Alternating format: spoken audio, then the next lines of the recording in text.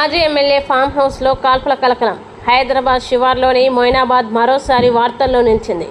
ఒక మాజీ ఎమ్మెల్యేకి చెందిన ఫామ్ హౌస్లో డ్రగ్స్ పార్టీ జరుగుతుందన్న సమాచారంతో పోలీసులు జరిపిన మెరుపు దాడులు సంచలనానికి దారితీశాయి. కేవలం డ్రగ్స్ సేవించడమే కాకుండా పార్టీలో గాలిలోకి కాల్పులు జరపడం స్థానికంగా తీవ్ర భయాందోళనలకి గురిచేసింది.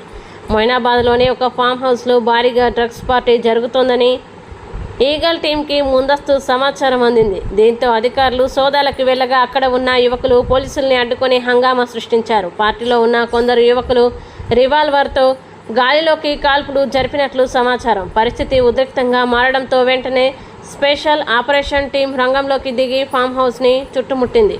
పోలీసుల సోదాల్లో ఫామ్ హౌస్లో భారీగా కొకైన్, ఇతర మత్తు పదార్థాలు లభించాయి. అలాగే కాల్పులు జరిపిన రివాల్వర్ని కూడా అధికారులు స్వాధీనం చేసుకున్నట్లు సమాచారం.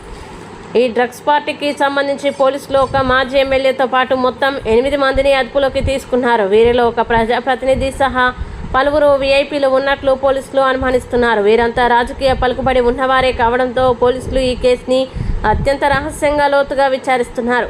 మాజీ ఎమ్మెల్యేకి చెందిన ఫామ్ హౌస్ కావడంతో పాటు పట్టుబడిన వారిలో ప్రముఖ రాజకీయ నేతలు ఉన్నారనే వార్తలు రాజకీయ వర్గాల్లో ప్రకంపనలు సృష్టిస్తున్నాయి.